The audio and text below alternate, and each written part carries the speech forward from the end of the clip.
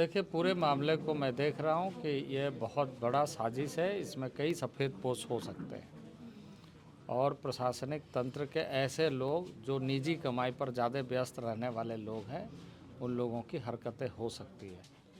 अब सरकार यदि ये चाहे कि हम इस मामले में निष्पक्ष है, तो वो या तो खुद रिकमेंड करे या स्वतंत्र एजेंसी से जांच कराए।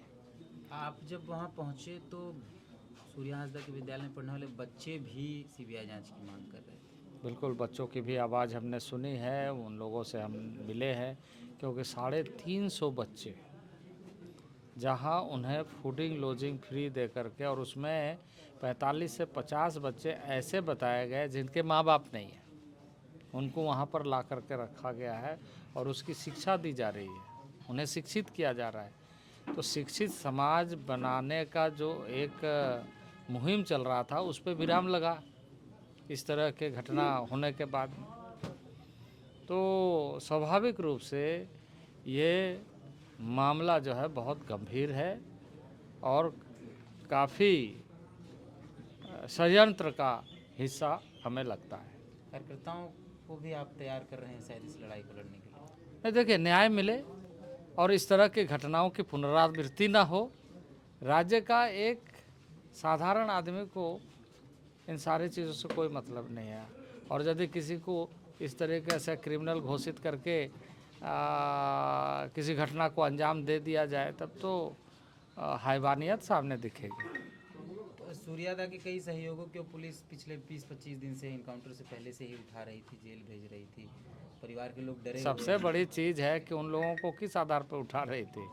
यदि आपको ऐसा पुख्ता कोई चीज़ है जिसमें लगता है कि वो अपराधी है, तो आपने वारंट क्यों नहीं लिया? आपको वारंट लेना चाहिए था।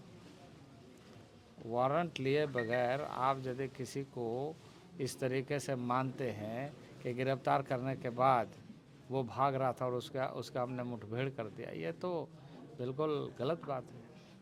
सर, क्या लगता है कि सूर्या, आपने तभी पीसी में भी कहा सूर्या हांसदा के घर पे कि षड्यंत्र के तहत इन्हें फंसाया गया।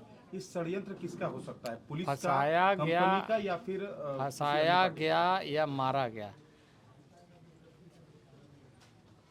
ये विषय है। फंसाया गया नहीं, उसको मारा गया है। क्या लगता है कौन तो षड्यंत्र कर रहा न है? कोण षड्यंत्र करता, इसी का तो मांग हम कर रहे हैं कि निष्पक्ष जांच होना चाहिए। हम किसी को चार्जशीट देने नहीं आए हैं, हम कह रहे हैं कि उनको न्याय मिलना चाहिए, उस पर जांच होना चाहिए, और जांच में बहुत सारे लोग हो सकते हैं। ये तो जिला प्रशासन, क्योंकि हाँ, जिला प्रशासन के लोग, बाकी लोग, कई ऐसे लोग हो सकते हैं, सफ़ेद पोश भी हो सकते हैं। तो क्योंकि यहाँ खनन का बहुत बड़ा मामला है,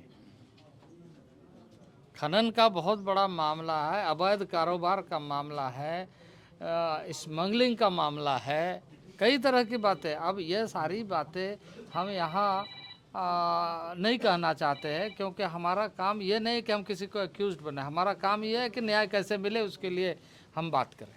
तो पुलिस प्रेस कॉन्फ्रेंस कर चुकी है, क्या लग रहा है किस चीज़ में चूक थी पुलिस की? पुलिस की चूक नहीं, बल्कि पुलिस की बहुत बड़ी भयंकर साजिश।